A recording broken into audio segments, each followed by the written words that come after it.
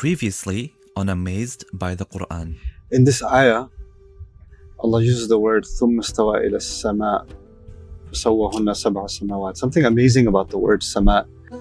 Sama means the sky, and as-samawat means skies. Once the Prophet ﷺ said something, once he recited an ayah, it got memorized and it started getting spread. So you can't even take it back if you want to.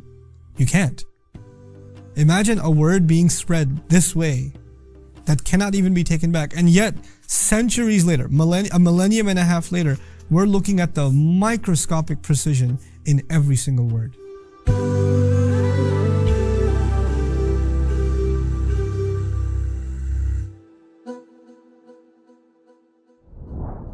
To make the most of this series, download our free guided workbook with reflective exercises from bayina.com/amazed. واتقوا النار التي أعدت للكافرين وأطيعوا الله والرسول لعلكم ترحمون وسارعوا إلى مغفرة من ربكم وجنة عرضها السماوات والأرض أعدت للمتقين. Subhanallah, Shaykhna, this ayah and the other ayah from Surah Al-Hadid. There are two ayat that are very similar in the Quran. One belongs in the 3rd surah, Ali Imran. The other belongs in the 57th surah, Hadid. Now I'll read the ayah in Arabic and I will also translate it for you. وَسَارِعُوا إِلَى مَغْفِرَةٍ مِّن رَبِّكُمْ وَجَنَّةٍ عَرْضُهَا السَّمَاوَاتُ وَالْأَرْضُ أُعِدَّتْ لِلْمُتَّقِينَ. Rush to the remembrance or to the forgiveness from your master. Rush to forgiveness that comes from your master. And rush towards a heaven, a Jannah, a garden, whose size is the skies and the earth. Now I'd like you to remember this part. What is Jannah's size compared to, heaven's size compared to? The skies, plural, the skies and the earth. It has been prepared, أُعِدَّتْ لِلْمُتَّقِينَ, for people who are cautious. Okay, so in this ayah, what is the size of Jannah compared to? It is the size of the skies and the earth. And I'm reminding you again, skies are limited. Skies are limited. What's unlimited? Sama, sky. The singular is unlimited because it's whatever lies above. It's not limited to 7. Now, the other ayah, this belongs to Hadid. سَابِقُوا إِلَى مَغْفِرَةٍ مِّن رَبِّكُمْ. Race. The previous ayah said rush.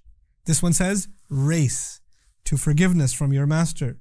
وَجَنَّةٍ عَرْضُهَا, and a garden whose size كَعَرْضِ السَّمَاءِ وَالْأَرْضِ is something like the size of whatever lies above and the earth. Wait, one was the size of Jannah that you should work for is equal to the skies, plural. This one, the size of Jannah is close to, it's something like the size of whatever lies above the sky. Meaning the sky is bigger this time. The sky is bigger this time, it's whatever lies above. So how come one Jannah is compared to a smaller space and the other Jannah is compared to a bigger space? How does that work? And the other one, it was an equality. In other words, its size is the size of the skies and the earth. This one is, its size is nearly equal to whatever lies above, but not quite. It's not equal. Okay? The awesomeness of these ayat, first of all, is that one Jannah was prepared for al-muttaqeen, for people who have taqwa, people who are God conscious. And it's not the only quality.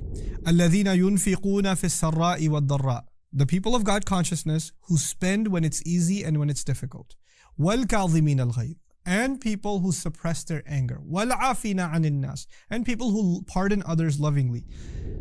Whoa, وَاللَّهُ يُحِبُّ الْمُحْسِنِينَ, and Allah loves those who excel. Wait. So this Jannah has been prepared for the God conscious, who spend when it's easy or difficult, who also suppress their anger, and lovingly pardon people and excel. Is that everybody? That's actually a very limited number of people. I mean, you could be God conscious, but not spend. But being God conscious and being someone who spends, or maybe spending secretly and openly, whoa, that's even less number of people. On top of that, okay, you're God conscious, you spend and you suppress your anger. Now there's a lesser group of people. And on top of that, you pardon others, willingly and lovingly. Whoa, that's even a lesser group of people. And on top of that, you excel in everything you do. Whoa, that's a really limited number of people. You got it? Now, when he talked about that Jannah, you know what he said?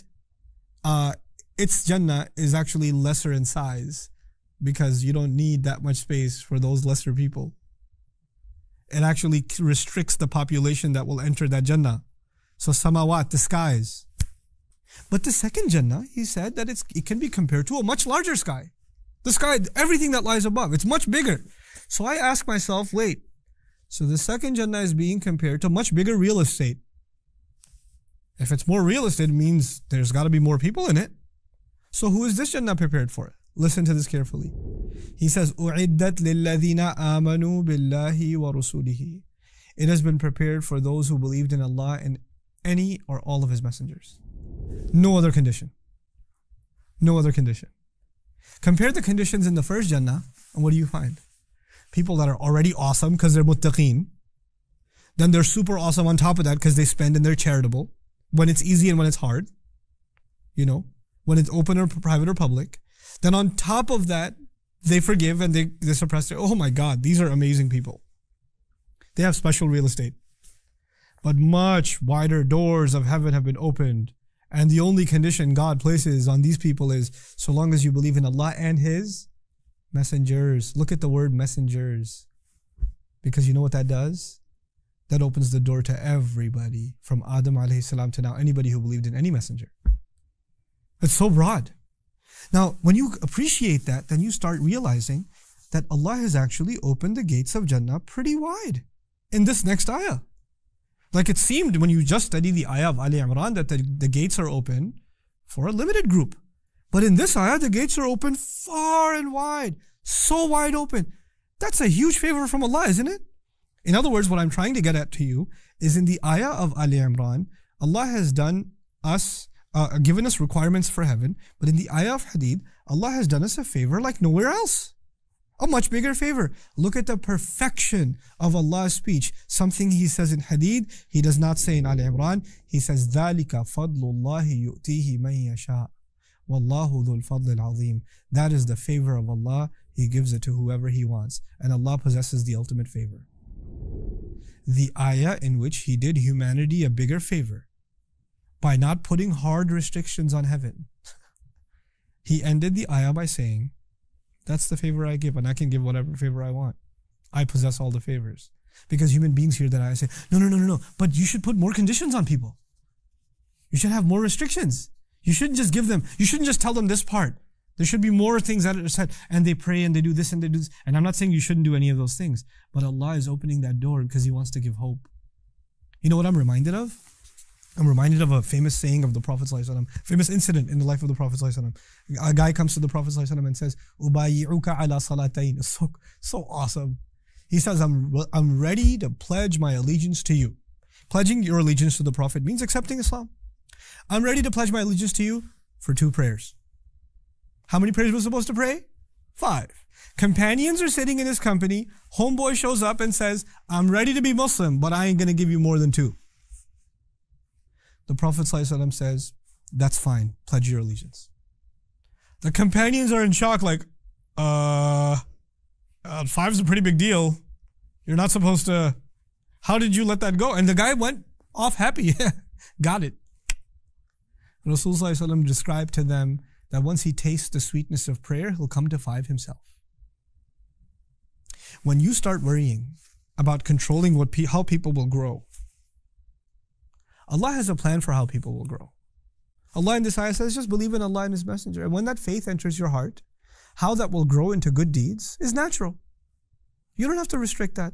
So don't make people hopeless from the beginning. Don't give too many requirements from the beginning. That's the beauty of this message. Allah gives people enough that they can get hope.